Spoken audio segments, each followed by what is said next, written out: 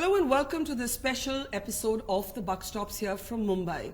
I cannot remember the last time in my 20 plus years of journalism that the governor of the RBI was a national and international headline with this much interest in not just his monetary policy, but every word he speaks and every word he holds back. So it is indeed a great pleasure that one day after the monetary policy has been announced by the RBI, we are here by the man who's possibly the most debated and talked about man in India right now and perhaps even abroad, Raghuram Rajan. Welcome to the program.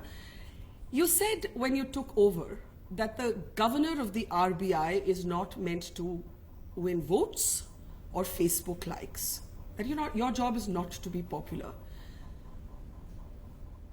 Having said that back then and looking back and looking ahead, would you see yourself as having stuck to that motto? And are you able to deal with the unpopularity when it comes your way? Because you've had a lot of popularity. In fact, you've been called a rock star governor and so on. But there have also been people who've questioned your decisions. There's also been pressure. Is it okay to be unpopular? No, of course. I've tried to do what I think is right. What I think is right is based on discussions with colleagues, with the outside world.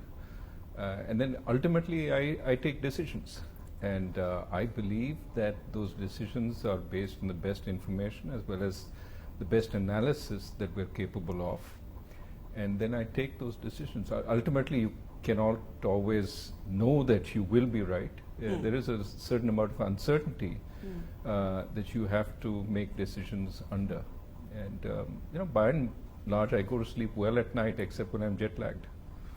When you had, all these voices, sometimes in government, sometimes in industry, urging you, and not just now when you've kept the status quo on the interest rates, but earlier when they wanted you to cut faster, swifter, greater.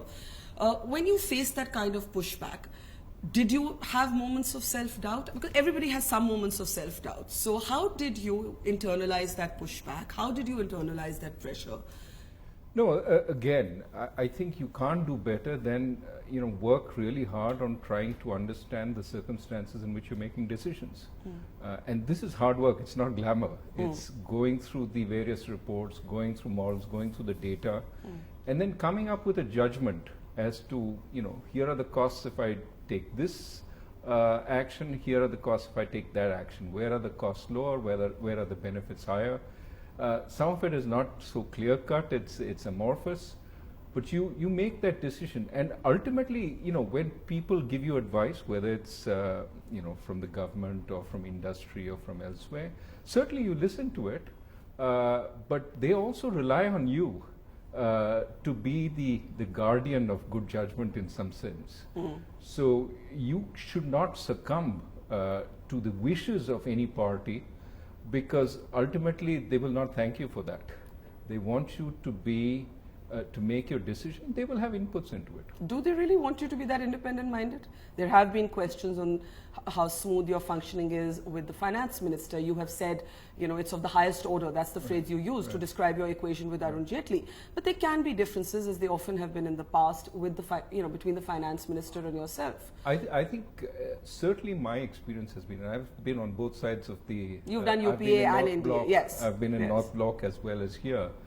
Is that the finance ministry on occasion will have a different horizon. I think in terms of objectives it's the same. We all want growth, we want low inflation.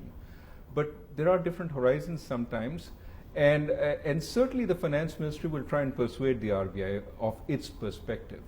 But ultimately, certainly the finance ministers I have served, they've all been very respectful ultimately of the RBI and its independence. So we will try and persuade, but it's your decision.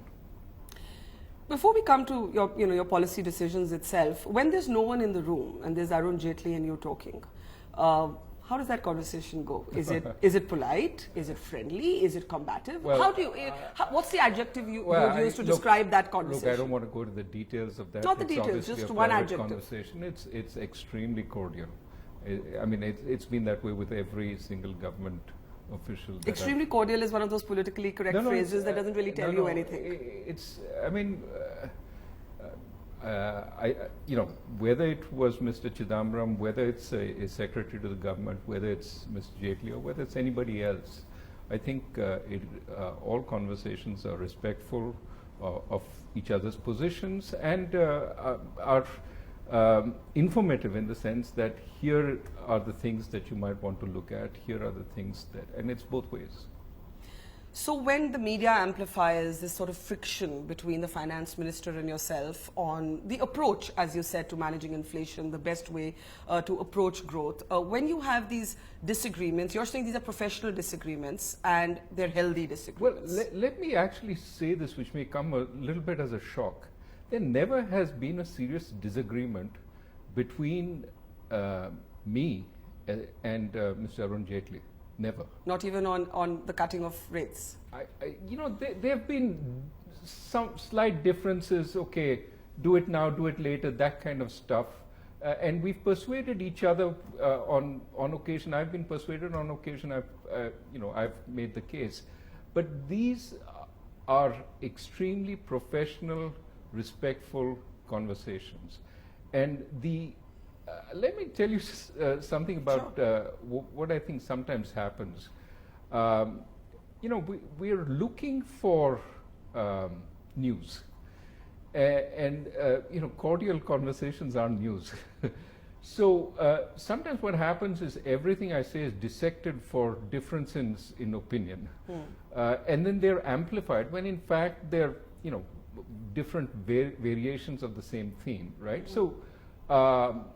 For example, let me give you, I was asked once upon a time about China. Is Chinese slowdown a good thing?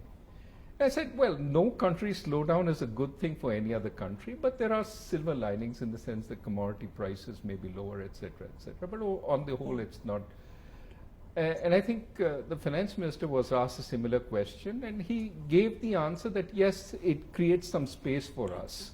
Now, both answers can be correct, but it's blown up as a difference as a dramatic difference in opinion, which it's really, it's not that we're going hammer and tongs at each other. These are both different facets of the same issue. And I would say again and again, when the media sort of sometimes picks up something and blows it up, I'm not saying there aren't areas that there have been differences. For example, not so much between Mr. Jaitley and me, but between the position that articulated by, say, the Financial Sector Legislative Reforms Committee and what the RBI preferred. And there was a process of dialogue after which we reached a consensus on, say, the composition of the Monetary Policy Committee. So there are places where there are committee reports, there are different articulated positions, and there's a dialogue. But in terms of grand differences about pathways and directions, I don't think they exist. And I don't want to say this is all, the media is trying its hardest. I don't want to blame the media in any sense. But sometimes reporters looking for a difference create more of a difference than they should be. So look, there's a difference between headline hunting or throwing banalities at you. I like the sentence you had about, I hate these bird analogies, don't call me hawk dove. There's a difference between amplifying differences between you and Arun Jaitley that may or may not exist. But the fact is that you are an opinionated RBI governor. You are unlike RBI governors we've known. At your student convocations, for example, you have taken positions on issues that go beyond just monetary policy. You've spoken about the marketplace of ideas. You've spoken about how you need for economic prosperity, you need political freedoms. You've invoked Hitler contentiously to talk about how strong governments can lose their direction. You're quoting from Fukuyama, to talk about how history and culture will often define a country's future. We're not used to RBI governors like that. Yeah. So don't blame us for being interested. No, I'm not blaming. So far be it for me to blame the media. I think the media is doing the best job it can, and that's a good thing. And of course, a little sensationalism should be forgiven. And often it's not the reporter who writes the headlines, it's the editor who writes the headlines. I've learned that over time.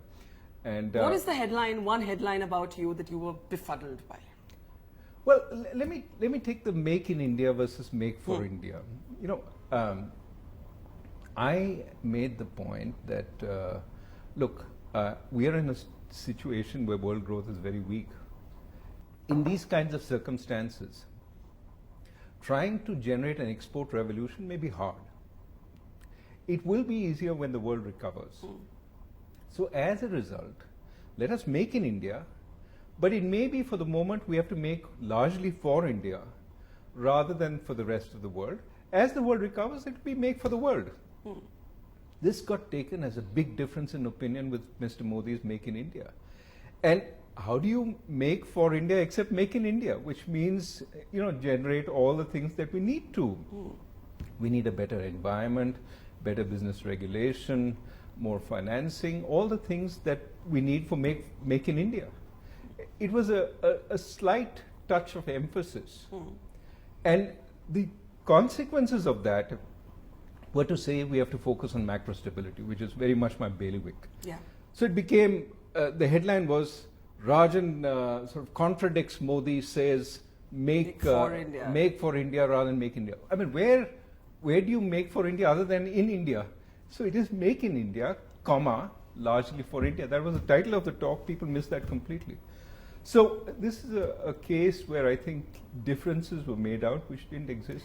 But sometimes when you have used language that is strictly metaphorical or allegorical, there have been ministers in the government who've pounced on you for it. So, for example, when you talk about Andho Mein Kana Raja, and you had a Nirmala Sitharaman saying, why did Raghuram Rajan use that kind of language? And later, you actually hold on to your position and you see that, look, let's not overlook the fact that even though we are among the fastest growing economies in the world, in absolute numbers, we've got a long way to go. So you were making a relative point and you said the only apology you owed anybody for that language was in fact to the blind.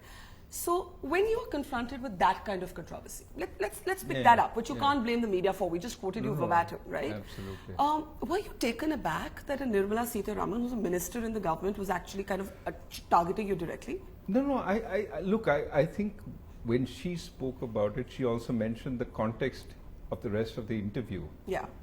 Which was about, we have some way to go, we are picking up, things are happening. Yeah. So it was, the cup is half full. Yeah. Rather than cup is half empty. So I think that... How did you feel when she said that? No, I don't worry too much. I knew the context in which she was saying these things. Look, these things are blown up into a big issue. It's not really. I think that one should look at the overall situation we're in. We're a country which is growing reasonably strongly. But we have a long way to go even on the basis of our own potential. There's a lot more we can do. I mean, look at industry complaining about the situation and talking about stronger demand, the need for stronger demand. We do have to move forward and things are being put in place. I think it would be the wrong thing for us to jump up and beat our chest and say we're the best in the world and we've done everything necessary. I don't think any minister would say that. We have some way to go. Yes, we're doing a reasonable job, but let's look at the cup as half full and say we have to fill it some more. So as far as you're concerned, it was a strictly colloquial phrase that you were using to It was a colloquial phrase. It's perhaps my more conservative upbringing where I don't like to boast about things. And I also do want to emphasize that we should not get complacent in India, that we have a lot to do. And I think that would be something that the Prime Minister would say, that the Finance Minister would say, everybody in government would say. So let's talk about your decision to keep status quo on the rates. In some ways it was expected. You have the CPI going up, you have food inflation up, you're waiting for the monsoon and so on. But to those who are disappointed, to those who would have said, there he goes again. Yeah. He's being a conservative. I'm not saying hawk, I'm not saying dove. I'm just saying he's being a conservative, he's being cautious. How would you perhaps elaborate on how you approach this decision? Because this is the lowest, in fact, it's been in several years. Let me give you, I get this question repeatedly. So at a talk somewhere, I had some gentleman stand up and say, you should bring rates down to 4%. Yeah. I could bring rates down to 4%. Banks have to follow. And one of the points I was making yesterday is banks aren't following. We have to understand why they're not following and fix that. That's transmission. That's one. Second thing is, I asked the gentleman, okay, 4%, inflation is still 5.5 or so. Yeah. If I brought it to 4%, would you deposit your money in a bank? Fellow said no. Yeah. Okay. You're not willing to deposit, but you want the bank to loan you at 4%. Yeah. So say the bank pays 6% on deposits. Who's going to make up the difference? No answer. Yeah. The idea is somebody is going to pick up the tab. Well, we're always used to somebody picking up the tab. Who's going to pick up this tab in this country? Yeah. Depositors are already complaining they're not getting enough, right? And that's why banks are somewhat reluctant to cut rates much further on deposits, which is why they can't pass through. Yeah. Now, this will take some time for depositors to get used to the fact that inflation is in fact significantly lower. And a point I've made in speeches, this is the educational part, to say that the real interest rate they're getting now is much higher than the real interest rate they used to get in past times. When inflation was 9%, then they were getting 9% on the deposits. They were earning nothing in real terms. They were losing everything in inflation.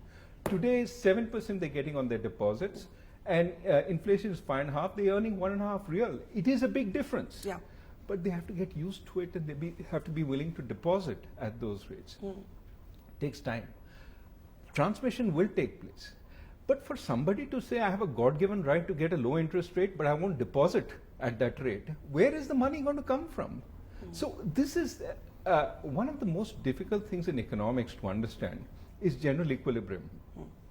You do one thing, it has other effects elsewhere.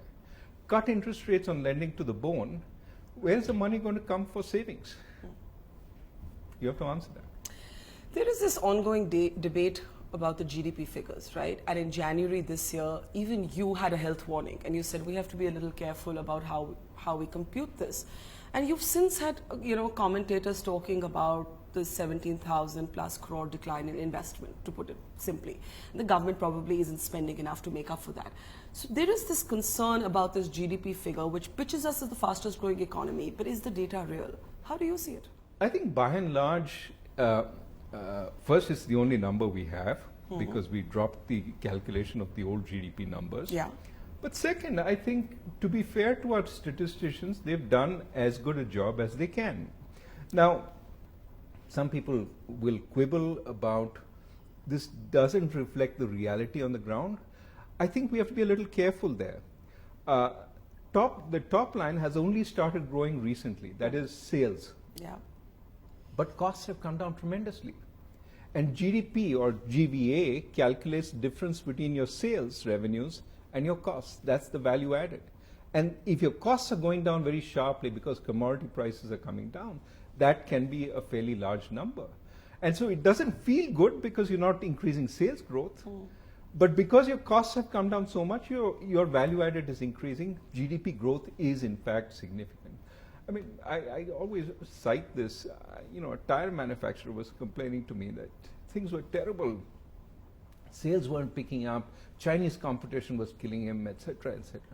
I said, well, okay, but your costs must have gone down because a lot of tire costs are commodity related. I said, yeah, but it's not, it doesn't compensate enough. Then I said, well, your sales growth hasn't gone up, but your costs have come down. What's happened to your profits? It's at all-time high. And he was complaining. And I think again and again across the industry, profits are good, not great, but then certainly better than what the top line suggests. And I think they are starting to change in the right direction. Why did you give that health warning?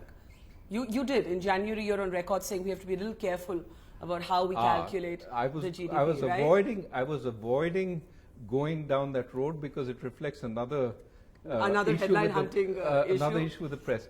I was talking in that much cited, unfortunately, comment about the concept of GDP, which is in the textbooks for 25 years. Yeah. And the concept of GDP is only things that are monetized are counted in GDP. It was nothing about the new GDP numbers.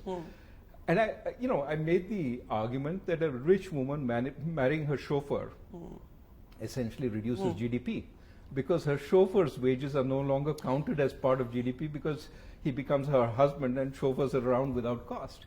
That was the point I was making based on a previous But there lecture. have been genuine questions raised about There this have data. There has been, as I said, the GFCF is down by 17,000 Yeah. crores plus. So how do you ignore that? How do you ignore the don't. fact that your exports are down April to April 6.7% higher if you look at, the financial year? You don't ignore it, but remember our whole point about GDP is it relies on net exports. Yeah. Exports minus imports. Your imports have fallen much further than your exports Yes, have fallen. yes. Therefore, your GDP has grown. Similar concept with revenues minus costs. If your costs fall much faster than your revenues, your GDP will grow. So the point is that these calculations are the best that we have. There are worries about whether we're calculating the deflator properly in an environment which is somewhat unique. There are also arguments that we are undercounting the small and medium industries, which are growing much faster than the large ones, who are the ones we hear from. So broadly, I would say there may be some ups and downs about this GDP number. I'm satisfied it's probably 1% within whatever the true number is, 1 percentage point. And really what matters to us is the change. And the change has been broadly in the positive direction. Of course, now with the commodity... But the measure of change surely is significant. I mean, you even have commentators who are saying that actually the real value would be about 4% because they keep pointing to this, drop in investment and say, where is the spending? Where is the investment? So what is key is bringing up private investment. Now, private investment is weak because capacity utilization is still relatively low, 72, 73, 74%. Yeah. I would hope that with a good monsoon, with stronger rural demand, with more animal spirit, so to speak, and with public investment picking up pace, hopefully railway investment will keep picking up, similar to what's happening in roads. I think that with all that coming together, there will be need for private investment. And does it concern you that we're not seeing that private investment? Of course. That in some ways that does reflect the sentiment, as it were, of investors, of industry. So when we, say it's 7.9% and we're the fastest growing economy, we aren't seeing the manifestation of that. That is why I'm advising caution. That's why the one-eyed man or whatever. Yeah. It's basically that we have some ways to go. I'm not saying the economy is where it should be. Yeah. We do have work to do. We can celebrate only when we see private investment strongly back on track. And I think we are capable of much stronger growth than we have right now. Do you believe the data? Do you believe that this is the best way of computing the GDP? I believe that it's as good as we can get at this point, yes. Talking about exports, it's an old argument about, do you need to depreciate the rupee? Will that help exports? You've always made the argument that you actually need an increase in productivity, and that's the better way to approach this. And, you've tried to stabilize the rupee. You've made the point that it isn't, it's relative to the world, not a volatile currency. But when you hear this argument again and again, let the rupee find its own value. Don't be protectionist about it. What do you say? We let the rupee find its value, and we just intervene at the edges when it moves too much in either direction. My sort of sense of the pulse of our exporters is talking to people in the more competitive areas, textiles, for example, apparel. When I talk to people in Tirupur, they keep insisting we don't really worry that much about the level of the rupee so long as it's relatively stable. Then we can make projections and we can adjust. But if you make it fluctuate all over the place, we get hit. So, at least one comparative area is saying we're sort of in the ballpark, don't worry too much. Auto exports. Yeah. Autos are some of the most competitive areas in the world. I mean, Hyundai or Ford wouldn't make here if it was not competitive. Yeah. And they are making and they are exporting significant amounts. So it tells me that the exchange rate, we need to take it out of the equation. What do you mean by that? Reasonably stable. So and then not worry about it. People don't worry about it. Then they can focus on the real stuff. And that's what they seem to be doing. I don't think the exchange rate, yes, if we could get a 20% cheaper exchange rate, right, and we didn't have to worry about the inflationary consequences, and we didn't have to worry about importing inputs from elsewhere, that would be a great thing. But people make these sort of arguments without thinking of all the other consequences of having a really depreciated exchange rate, including the worries that investors will have. Why would I put my money in a country which is depreciating so strongly and so suddenly? So you have to take all constituencies into account, and broadly, I think the kind of exchange rate management we've had is, in my view, quite reasonable for so you're not concerned with the rupee and where it's valued? I'm not concerned with the rupee. One of the things that you have actually been really credited with, apart from stabilizing the currency, is cleaning up or trying to clean up the banking sector. Now, Governor Rajan, there is you have Vijay Mallya as this emblematic figure for what a lot of people who have small loans from banks feel is an illustration of crony capitalism, of banks being kind to the rich and being absolutely brutal with the poor. You have been on record to say that this kind of lavish display of wealth when you're a defaulter is sending out a wrong message. You had others like Vivek Debroy and Arvind Subramaniam reacting to that, saying, well, hang on, we're not a Marxist country. Personal liability is not the same as company liability. How do you come in on what's happened since then? There will be many questions about how Mallya got away, whether we'll ever get the money back. But first, let's look at the optics. Right. The optics is something you've spoken about. What disturbs you most about the optics? What is very important is rule of law here, right? Yeah.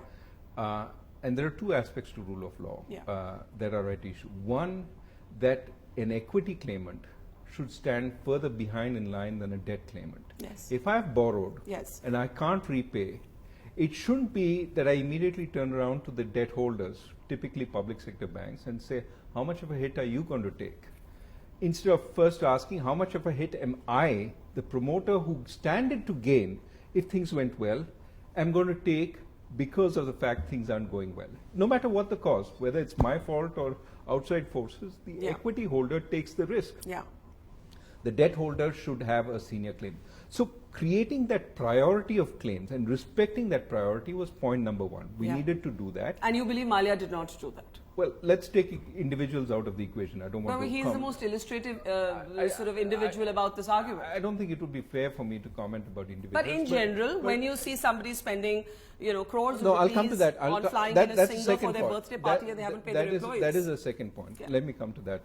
But the first point is equity should be junior to debt. Yeah. That was not being respected, especially for large players. We had draconian laws which work quite well against the small guy. You can seize his property, etc., and the banks do that.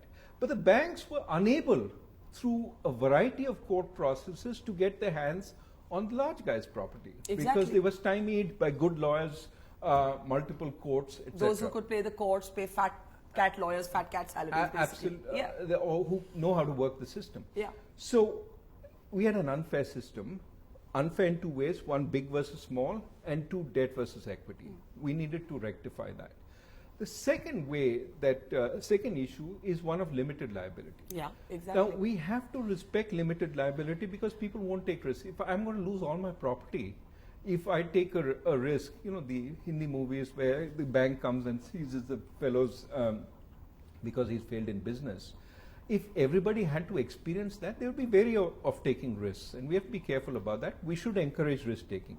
However, when a promoter has given a personal guarantee, he's waiving that limited liability. That's when the comment that I made should be put in context, that when you've given a personal guarantee, your assets are the property of the bank. And in that circumstance, when you have lavish displays, you're basically using public money. And in that sense, whether that was warranted under those circumstances is a relevant question. The question really becomes whether the banks have even done their due diligence. There are a lot of people who believe that Vijay Mallya would never have existed had the banks done their homework, had the banks, maybe there is even a suggestion that public sector banks in particular have been coming under political pressure, that the consortium that gave Mallya the loan to begin with is where the problem starts. Again, I don't want to go into individual cases. Talk generally. I will say there are a variety of reasons why loans went bad. remember 2007, 2008, we're coming after a period of very strong growth when the projects you financed are working out. So in any country, the natural exuberance of banks comes out under such circumstances. That's when the bad loans start getting made. Because you go down in terms of credit quality. Promoters who have been very successful, you go to others who are less successful because you think they can also succeed. You go higher leverage because you say these were very successful, we'll accept higher leverage. And you basically become irrationally exuberant. You're competing to make loans at that time. That was the environment in 2007, 2008. Yes, there was malfeasance in some cases. And does malfeasance mean that a bad loan takes place because there's a political phone call from the top? Political phone call, money changing hands, that's all possible. Again, the extent to that, I think sometimes is overblown. There have almost surely been cases. We know there are some CBI cases right now on some of those issues. However, I think it would be unfair to tar the entire stream of loans that were given. Some was irrational exuberance. Some was the fact that the economy changed because we had the global financial crisis. There was a downturn. And as a result, loans that would have worked out didn't work out. And third, there was a cessation in governance in some sense at the top levels. Permissions were no longer coming forth because of all the questions about permissions that were given earlier. Policy paralysis because of corruption scandals. Absolutely. So there are enough candidates to blame for what went wrong. How do you insulate the public sector bank from political interference? I think how do you avoid that phone call coming saying inko loan de do? My sense is that has largely been done by this government. I think the Prime Minister said at the Gyan Sangam 2 years back, intervention, i.e. public programs, we will ask public sector banks to participate in, but no interference, no phone calls. And by and large, my sense is that has diminished. But you have an argument with the government. You've expressed those concerns about this bad bank concept, where the banks should be the majority owners when you're talking about a stressed assets fund. And it's kind of interesting that the government is looking at this approach, or I say interesting politely, because would it not in fact take us back to square one? Would it not in fact stand between solving the problem of these bad loans, which is what you're trying to do? No. Look, I think the government is fully seized of these issues. It understands that this cannot be government owned because then it would be the government bailing itself out. But it cannot be bank owned. It cannot be bank owned also. But isn't that what they're proposing? No, I think this is still work in progress. What is your concern on it? My concern is both the optics as well as the reality. It should not be that this is a device for banks to buy out the loans from themselves and put it in a different non-transparent entity. Exactly. This is why we need to structure it right such that it gives flexibility to the process but not reducing transparency and reducing motivation to do the right thing. Now, you know these figures, but just for the benefit of our viewers, we know the 29 PSU banks write off 1.14 lakh crores, in a period of 2 years. The Supreme Court asked you as in the RBI for the list of willful defaulters. Why, in the interest of transparency and for all the opacity that you say you want to remove, will you not make this list public? We've said we'll make it public. But you have not yet made it public, and you have told the court that at the moment you would prefer not to make it public. So isn't there a contradiction? No. Let me be very clear on this. The list of willful defaulters we will make public. We're working on collecting it, and it will be available, I would hope, on a website so that anybody who wants to see can see it. The important thing is willful defaulters have been through a quasi-judicial process where the banks have given them sort of the ability to defend themselves and then have declared them a defaulter. There we have no problem. There are also defaulters. What we have sort of worried about is making the list of defaulters public. Goes back to my point about limited liability. If anybody who has a default, minor, it may be that I didn't pay on the due date but paid 1 day late. If that becomes a default which is made public, what will entrepreneurs and business people think? Why would they go into business if their name will be put up to shame because there's no detail on why I defaulted. But you can also manipulate the system, right? By putting all the houses that you live in the name of your company and then say it's not my liability. We've seen Malia declare himself debt-free in Parliament, for example. Let us separate the two issues. Absolutely, we have to go after using every power of the judiciary as well as investigative agencies against entrepreneurs who've whisked away wealth from their companies. Yeah. And I am fully on board that we should do this. The Prime Minister has set up a monitoring group under the Principal Secretary to look to see on the large frauds, we actually bring them to justice. And there is coordination going on that. That is without question.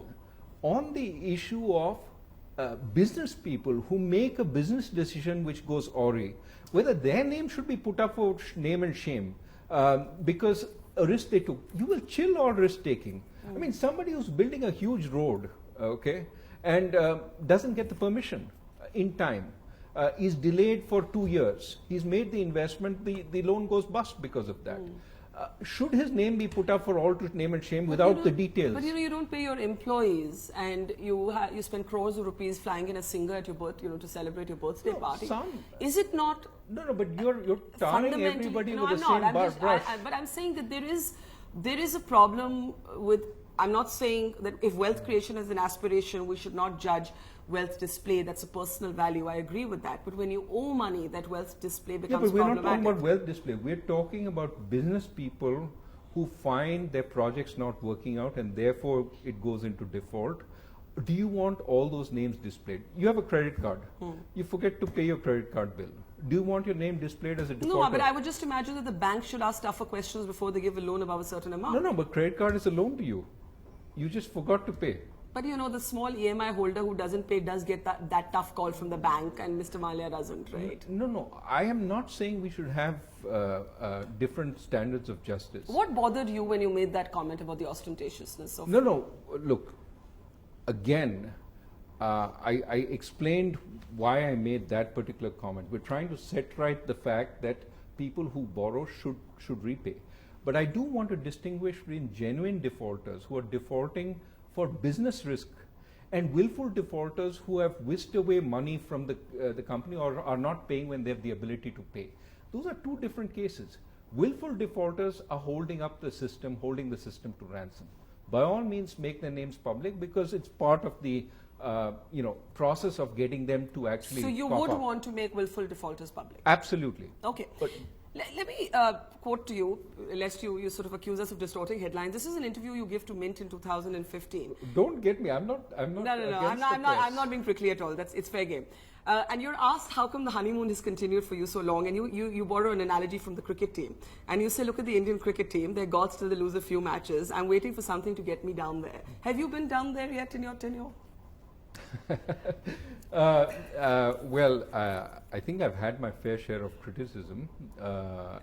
For what's happening right now, that's like a polite understatement, right? Yeah, look, I mean, you're being personally targeted. And you read out, I was really astonished to see you reading out a written statement at your press conference. And I say I was astonished because in all your wonderful speeches to students, you urge contesting authority, you talk about the marketplace of ideas, you warn against over political correctness, and then you come and read out a written statement. So we're going to push you a little further on that. Okay. I hope there's no written statements in your pocket. Subramaniam Swamy calls you mentally not fully Indian.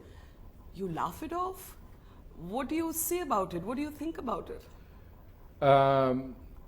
I was going to say next question. No, you can't say that. Be democratic. What I will say is there are certain allegations which are so fundamentally wrong and baseless that to even address them would be to give them a legitimacy they don't deserve. And I'm not talking about these specific allegations. There are lots of allegations that are made about me. This has been the most high-profile allegation. There are lots of allegations, and my point is if there's a genuine criticism of our policies, we will address them, and we've addressed them in speeches, in discussions, in interviews like the ones we're having. But where it becomes ad hominem attacks, I don't address them.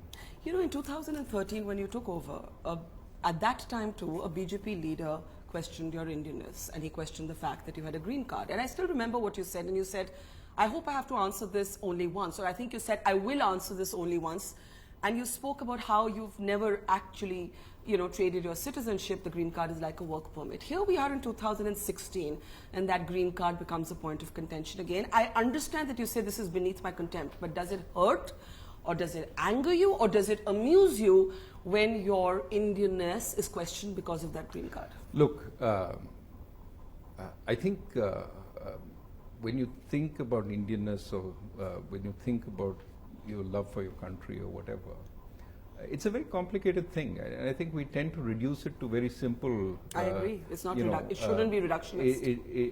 It is for every person. There's a different way that you show respect for your country, and this, and I think karma being, or my mother-in-law always says, karma yoga is the way to go. Do your work, and hope that reflects your love also. I mean, that's what I intend to do. But you're not a robot, right? You're a human being. Yeah. You have these very personalized, below-the-belt attacks. You have 60,000 people signing a petition saying, make Governor Rajan stay. You are the story now. It's not just your policy, you're the story. No, but you're getting hit below the belt. And I agree with you that nationalism is not a reductionist narrative. I'm only asking you how it makes you feel as a person when somebody says he's got a green card, he's not fully Indian. You have to figure out, whenever you have criticisms, you have to also look for other. I mean, it's not that there's uniform, everybody's joining in and so on. No, most people I have my unions come to me and say, look, we fully trust in you, and we're going to fight hard for you. That's when I feel really good, that these are people I work with every day who know me. Who are making this kind of statement? Letters from unknown people saying, "Hang in there." Yeah. So I look. I'm sure a lot of public figures, of course, being a technocrat, you typically are immune from this kind of thing. A lot of public figures get both praise as well as hate. You just have to take it in your stride. So have you laughed off this controversy? Have you been slightly irritated? Have you been amused? So I'm sort of looking ahead as to what we do. In fact, what I want to do is chalk out all the things that we have remaining. I mean, it's been sort of interesting. A lot of people have been writing my obituary in the newspapers, which gives me some time to reflect on what remains to be done, and we're working on that. Who's been writing your obituary? Well, sort of my. I know, your professional, your RBI obituary. Exactly. What has he done? Has he achieved what he set out to do, etc.? So it gives you a time to reflect and to think about what remains. You came from academia into government under one party. Now, as Governor RBI, would you be keen on a second term if it were on the table, or are you actually fed up of this and looking forward to going back to the University of Chicago? Where does Raghuram Rajan go from here if he doesn't do a second term? That's the hypothetical question that I have refused to answer again. Yeah, I'm hoping I have better luck. I'm hoping I have better luck. No luck. But why wouldn't you be candid about that? No. Look, I can tell you long term, my intent always is to go back to academia. Long term, because you've been asked about being in politics. You said your wife said no.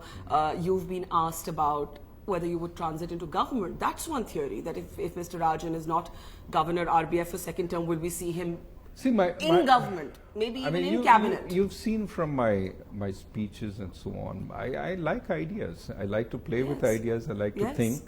So my ultimate sort of home is back in the realm of ideas. You don't think you can explore ideas in government or as a second term as RBI governor? No, I didn't say anything about second term. I'm pushing my luck here I'm to sort of cajole an answer out staying of you. away from all that. And the basic answer is yes, in the long run, I want to be back in academia. You said your passion is this exploration of ideas. And, one has gone through some of your speeches. And what really comes out is your belief that the freedom of ideas and the exploration of ideas and the challenging of conventional wisdom is actually a key element of a country's growth in the widest sense. As you said, even nationalism can't be so easily defined, and you've said before that you need a kind of inclusive environment for economic growth. Are you concerned at some of the controversies? We're sitting in a city where, beef is a controversy. We are sitting in a city where a film is getting censored and, there's an Urta Punjab where the Punjab might get knocked off. And there are those who will say, why do you ask Raghuram Rajan these questions? It's beyond his remit. And I don't believe in that. I believe you're a public intellectual, you're a citizen, you have a right to your opinion, and you believe that you need that free environment, that free markets and free thinkers have to go together. Look, I think what India has created, we will, when we reach middle income, which I'm sure we will, be one of the few countries that has reached it while having a flourishing democracy. Yeah. I mean, think of all the other big countries that have done it. The industrial countries did it over hundreds of years. My hope is we do it in the next 20. But the countries that have done it from East Asia have done it largely under a fairly authoritarian regime. We will do it with democracy.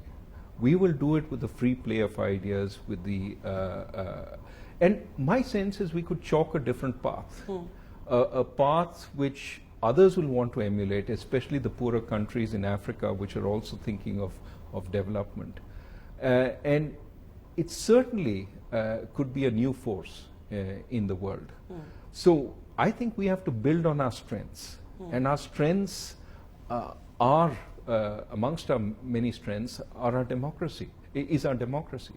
And so I would not suggest we choose another country's path for growth. Not China.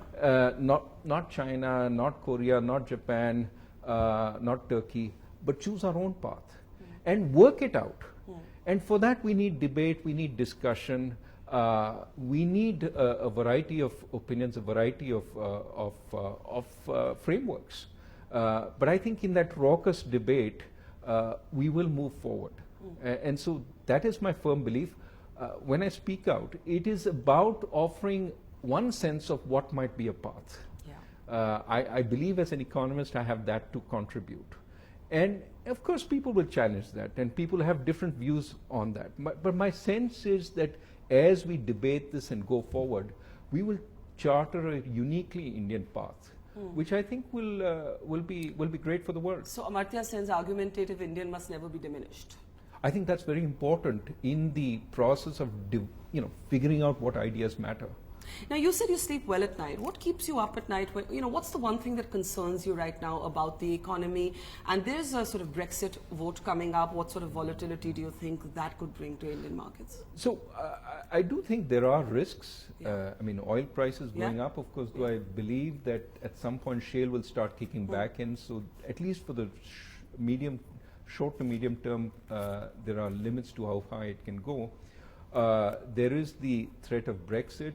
There is China's slowing, which we don't fully understand. Yeah. There are risks. But again, cup half full, there has been a lot of work which the government has done, which we have done in stabilizing the economy. What worries you the most right now? Because you said we won't have a Lehman Brothers moment. No bank is. You still stand by that? No bank is going to go down like that? No, I stand by that absolutely. I don't think we will have a Lehman Brothers moment. I worry more about sort of a combination of the risks coming together. Volatile financial markets combined with rising commodity prices. That could be something that will put some stress. But I think we have come a far way over the last three and a half years in terms of stabilizing the economy.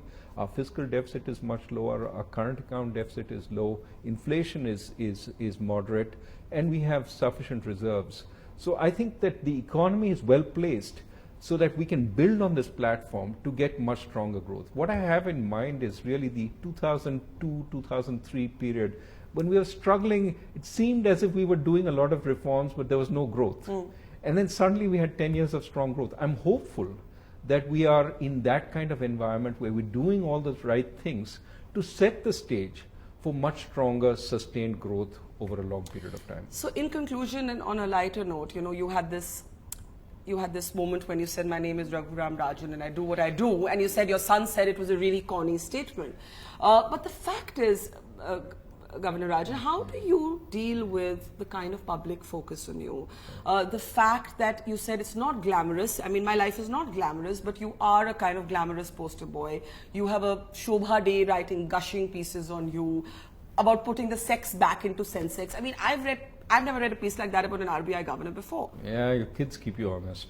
Kids keep you honest? Yeah, Do they laugh at you? Well, they make fun of you. They, pull you, and my wife does a very good job in keeping me well and firmly anchored. It's a pleasure talking to you. Thank you you so much. Thank you.